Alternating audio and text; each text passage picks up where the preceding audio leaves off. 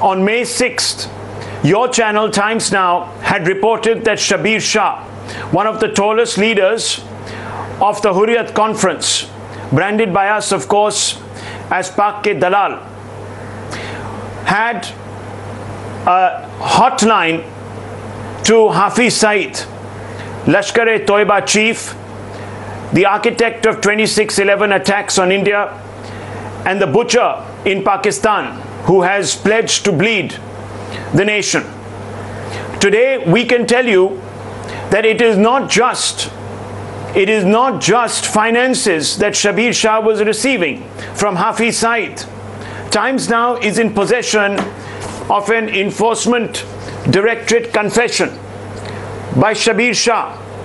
As you know, he has been in custody over the last month and a half, especially after Times Now exposed his monetary links to terror agents in Pakistan, including the ISI, the deep state, as well as of course the Lashkar-e-Toiba. Today I can tell you that Hafiz Saeed and Shabir Shah actually converse with each other. They are actually talking to each other, exchanging information regarding the war on terror that is being conducted to punish and bleed Indian braves and India. We know this because Shabir Shah has made this confession to the Enforcement Directorate. The hard facts are on your screens, ladies and gentlemen.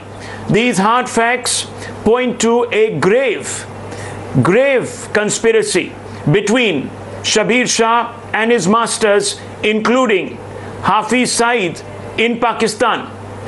Those hard facts, as you can see, as they unfurl and unspool on your screens, confirm what Times Now has been bringing out over the last 3 or 4 months. Today we can tell you that Shabir Shah is singing like a canary in custody.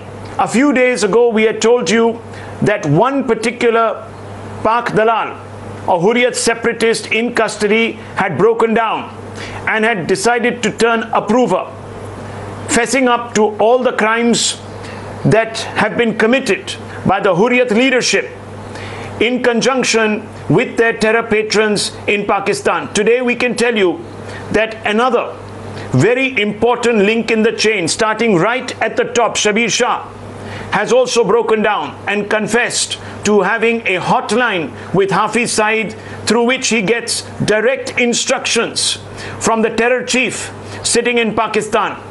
This story is being broken by our internal security editor Nikunj Garg, who has been able to access documentation that he has with him right now. To take us through the details is Nikunj. Nikunj, over to you.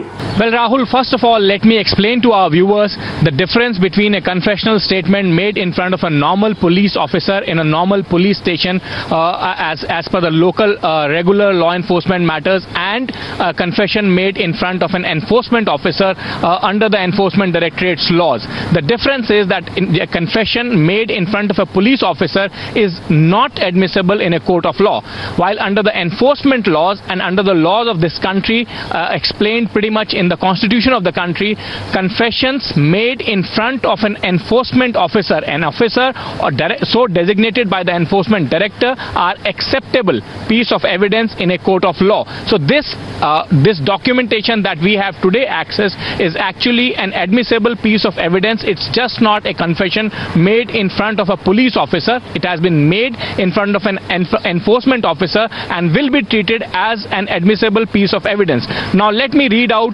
para number 3.7 of the documents that we have accessed. It says 3.7, Shabir Shah also admits that he talks to Hafiz Saeed, chief of banned outfit Jamaat-ul-Dawa, the global terrorist based in Pakistan, on phone on the issue of Kashmir. So this confession leaves nothing in doubt.